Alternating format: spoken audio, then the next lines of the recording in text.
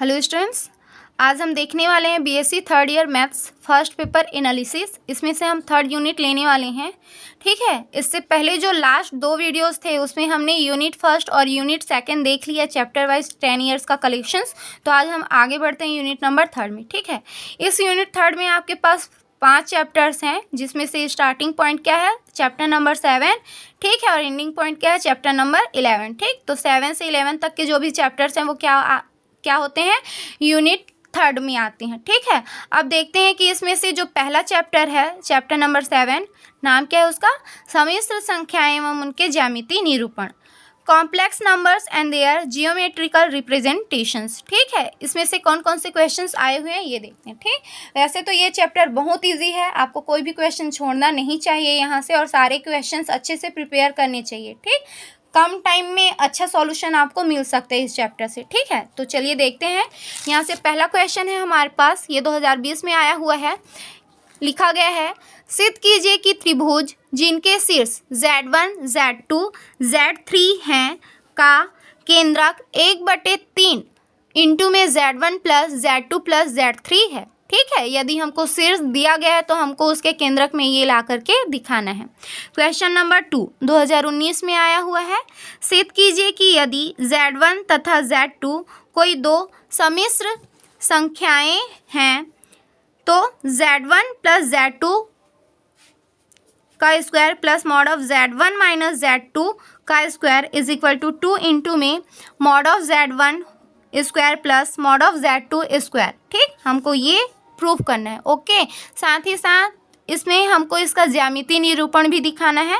तो इस परिणाम की ज्यामितीय व्याख्या कीजिए और व्युत्पन्न कीजिए कि mod of alpha plus root में alpha square minus beta square plus mod of alpha minus root में alpha square minus beta square is equal to mod of alpha plus beta plus mod of alpha minus beta होता है। ठीक, हमको ये ला करके दिखाना है। Okay, next question, question number 3 2018 में आया हुआ है। सिद्ध कीजिए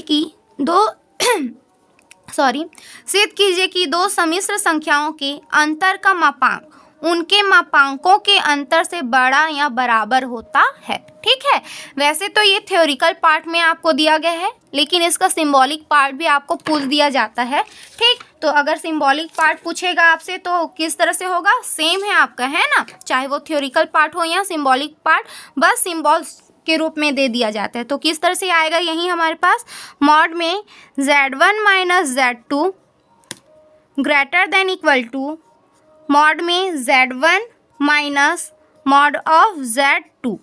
ठीक है, इसमें कहा क्या गया है कि सिद्ध कीजिएगी 2 सम्मिश्र संख्याओं का अंतर। ठीक, 2 सम्मिश्र संख्याओं का अंतर का मापांक अर्थात उसका मॉडुल, ठीक, उनके मापांकों के अंतर से बड़ा या बराबर होता है। उनके मापांकों के अंतर से बड़ा या बराबर होता है। ठीक है, सिंबॉलिक पार्ट आई थिंक आपको समझ में आ गया होगा, या तो ये आपको थ्योरी पार्ट में दे सकता है या फिर इस सिंबल के पार्ट में दे सकता है। ठीक है, चलिए नेक्स्ट क्वेश्चन की ओर आगे बढ़ते हैं। क्वेश्चन नंबर 4 2015-2014 में आया हुआ है, सेम है इसी की तरह ये भी। ठीक है, दिखाइए कि 2 सम्मिश्र संख्याओं की योग का मापांक उनके मापांकों के योग से बड़ा नहीं होता है। ठीक है, अर्थात अगर हम इसको सिंबॉलिक पार्ट में देखें तो हमारे पास ये किस फॉर्म में आएगा, mod of Z1 plus Z2 less than equal mod of Z1 plus mod of Z2। ठीक है, देखिए दोनों एक ही जैसे हैं, बस फर्क क्या हो गया, उसके अंतर और योग का फर्क हो गया। ठीक है, कभी कभी इसको दोनों को A और B के फॉर्म में दे देता है, क्योंकि इनका जो सॉल्यूशन है बहुत छोटा होता है इसलिए। ठीक, ये कभी भी बड़े नंबर्स के लिए नहीं आएगा, जब भी इस चैप्टर से क्वेश्चन आएंगे वो A और B के कलेक्शन में ही आएंगे। ठीक है, तो चलिए आगे बढ़ते हैं क्वेश्चन नंबर 5 की ओर। ठीक, ये 2011 में आया हुआ है। दर्शाइए कि त्रिभुज जिनके शीर्ष Z1, Z2, Z3 तथा Z1 dash, Z2 dash, Z3 dash सीधे समरूप हैं यदि determinant of Z1, Z1 dash 1, Z2, Z2 dash 1, Z3, Z3 dash 1 equal to 0। ठीक है, तो ये हमारे पास चैप्टर नंबर 7 के क्वेश्चंस थे। ठीक, यहाँ से जितने भी क्वेश्चन हैं आप उसका तैयारी अच्छे से कर सकते हैं। ठीक है, अब बढ़ते हैं आगे नेक्स्ट चैप्टर की ओर। अब आते हैं चैप्टर नंबर 8 पे। चैप्टर का नाम क्या है? सम्मिश्र फलनों की सातत्यता एवं अवकलनीयता, विश्लेषिक फलन, continuity and differentiability of complex function, analytic functions. ठीक है, तो यहाँ कुछ डेफिनेशन भी आपको याद करने हो सकते हैं, क्योंकि कभी कभी यहाँ से कुछ डेफिनेशन भी पूछ दिए जाते हैं। ठीक है, तो चलते हैं क्वेश्चन की ओर। वैसे इस यूनिट से ये चैप्टर आपके पास मोस्ट इंपॉर्टेंट है, तो इस चैप्टर को आप छोड़िएगा ही मत, अच्छे से इसकी तैयारी कीजिएगा। ठीक है, बढ़ते हैं क्वेश्चन की ओर। क्वेश्चन नंबर 1 2020, 2019 और 2014 में आया हुआ है। सिद्ध कीजिए कि फलन u is equal to x cube minus 3x² plus 3x² minus 3y plus 1 Laplace समीकरण को संतुष्ट करता है। संगत विश्लेषिक फलन u प्लस v भी ज्ञात कीजिए। ठीक, क्वेश्चन नंबर 2 2019, 2016, 2012 में आया हुआ है। दर्शाइए कि फलन f of z is equal to e की पावर माइनस z की पावर माइनस 4, जहाँ z नॉट इक्वल 0 तथा f of 0 is equal to 0 z बराबर 0 पर विश्लेषिक नहीं है, यद्यपि उस बिंदु पर कॉची रीमान समीकरण संतुष्ट करते हैं। ठीक, क्वेश्चन नंबर 3 है आपका, और ये 2017 में आया हुआ है। सिद्ध कीजिए कि फलन f of z is equal to mod of z square सर्वत्र संतत है, किंतु मूल बिंदु पर छोड़कर किसी भी z के लिए अवकलनीय नहीं है। ठीक है, मूल बिंदु को छोड़कर किसी भी z के लिए अवकलनीय नहीं है। ओके, क्वेश्चन नंबर 5 2016, 2015, 2013 में आया हुआ है। किसी फलन f ऑफ z की विश्लेषिक होने के लिए आवश्यक प्रतिबंध को ध्रुवीय रूप में लिखिए व सिद्ध कीजिए। ठीक है, कभी कभी देखो यहाँ इसके 3 से 4 जो स्टेटमेंट्स हैं वो मिल जाते हैं हमारे पास। यहाँ डेफिनेशन जो है वो किस तरह से आ सकते हैं इसके, तो विश्लेषिक फलन के डेफिनेशन भी आपको याद करने हैं, साथ ही इसका जो ध्रुवीय रूप है वो भी आपको डिफाइन करना है। ठीक है, उसके जो प्रूफ हैं वो भी देखने हैं आपको।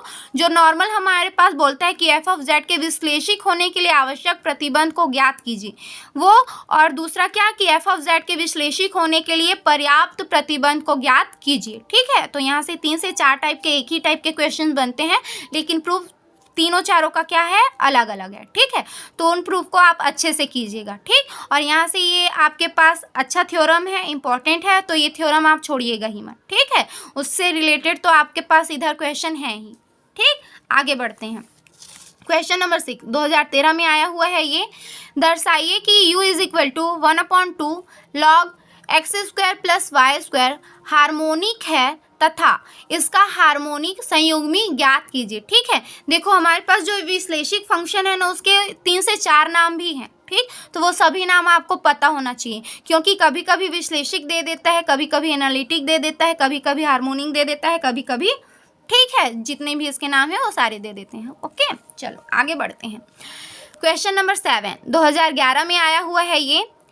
यदि u minus V is equal to x minus Y into में x² plus 4xy plus y² तथा f of z is equal to u plus I V, z बराबर x प्लस आई वाई एक विश्लेषिक फलन है, तो f ऑफ z को z के पदों में ज्ञात कीजिए। ठीक है, तो क्वेश्चन जो यूनिट हमारे पास 3rd है उसमें से चैप्टर नंबर 8 में ये इंपॉर्टेंट क्वेश्चन है जो एग्जाम में अक्सर पूछे गए हैं। ठीक है, नेक्स्ट चैप्टर की ओर आगे बढ़ते हैं।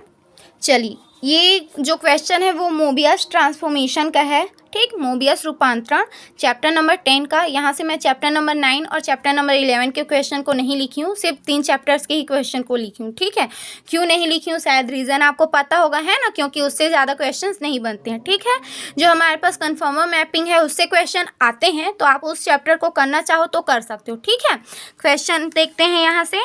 क्वेश्चन नंबर 1 2020 में आया हुआ है। सिद्ध कीजिए कि प्रत्येक मोबियस रूपांतरण वृत्त तथा सरल रेखा में प्रतिचित्रित करता है। क्वेश्चन नंबर 2 2018 में आया हुआ है। दर्शाइए कि रूपांतरण w is equal to 2 upon में रूट z -1 परवलय y square is equal to 4 into में 1 माइनस x के बाहर के क्षेत्र को W समतल में इकाई वृत्त के आंतरिक भाग में रूपांतरित करता है। ठीक है, कभी कभी इस W को हम लोग ओमेगा के फॉर्म में भी ले लेते हैं, लेकिन मैं अभी यहाँ पर W बोल रही हूँ इसको। ओके, चलिए आगे बढ़ते हैं।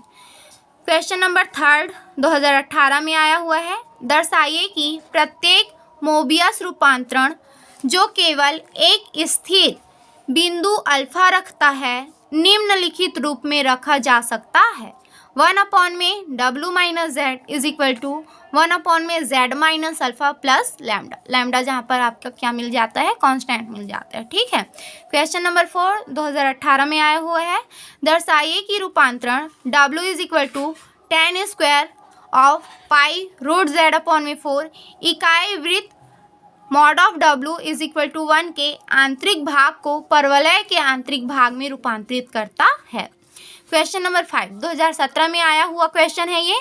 सिद्ध कीजिए कि प्रत्येक मोबियस रूपांतरण वृत्त को वृत्तों में प्रतिचित्रित करता है। क्वेश्चन नंबर 6 2017 में आया हुआ है।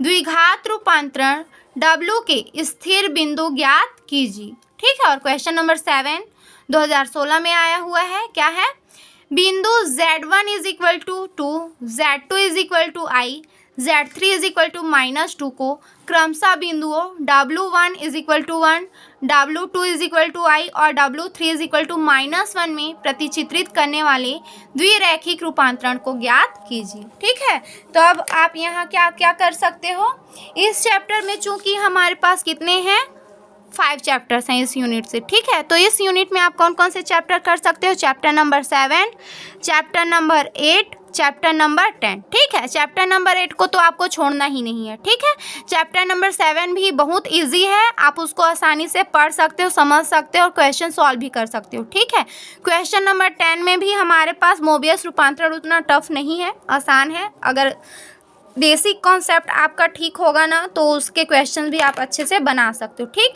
तो यहाँ से इन 3 चैप्टर्स को आप अच्छे से कर लिए तो आपको चैप्टर नंबर 9 और चैप्टर नंबर 11 करने की ज़रूरत नहीं है। ठीक है, ऐसा नहीं है कि चैप्टर नंबर 11 से क्वेश्चन नहीं आते हैं, आते हैं। ठीक, तो यहाँ से कभी अथवा में कभी कभी क्या कर देता है 7 और 8 के क्वेश्चन पूछ देता है और उसके अथवा में आपके पास किसके किसके क्वेश्चन पूछ देंगे 10 और 11 के। ठीक है, कभी कभी 7 और 10 को 8 कर देता है और उसके अथवा में क्या क्या पूछ देगा हमारे पास 8 और 11 को। ठीक है, कभी कभी इस 11 नंबर के चैप्टर को छोड़ दिया जाता है, 7 और 10 के क्वेश्चन पूछ देता है और उसके अथवा में हमारे पास किसके चैप्टर के आ जाते हैं क्वेश्चन 8 चैप्टर के क्वेश्चन आ सकते हैं। ठीक है, तो यहाँ से जो इंपॉर्टेंट चैप्टर्स हैं वो क्या क्या हैं 7, 8 और 10। ठीक है, ये HK पाठक सर की बुक से लिया गया है। ठीक, और ये सिर्फ बिलासपुर यूनिवर्सिटी के स्टूडेंट्स के लिए है एग्जाम के दृष्टिकोण से। ठीक है, तो जो अदर यूनिवर्सिटी से ये वीडियो देख रहे होंगे प्लीज़ एक बार आप लोग अच्छे से अपना जो सिलेबस है वो देख लीजिएगा और वहाँ से जो क्वेश्चंस आते हैं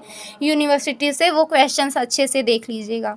ठीक है, और बिलासपुर यूनिवर्सिटी के स्टूडेंट्स के लिए मेरी यही सलाह है कि ये सिर्फ 10 इयर्स के क्वेश्चंस के सेट्स हैं। ठीक, आपको सिर्फ यही क्वेश्चन नहीं पढ़ने हैं, बुक में जितने भी क्वेश्चन दिए होंगे वो सारे के सारे क्वेश्चंस आपको करने हैं। ठीक है, चैप्टर्स तो मैं यहाँ पर बता ही रही हूँ कि कौन कौन से चैप्टर आप स्किप कर सकते हो। ठीक है, लेकिन जो बाकी चैप्टर्स का नाम मैंने यहाँ दिया है वो आपको स्किप करने ही नहीं है, अच्छे से करना। ठीक है, आज के लिए इतना ही करते हैं।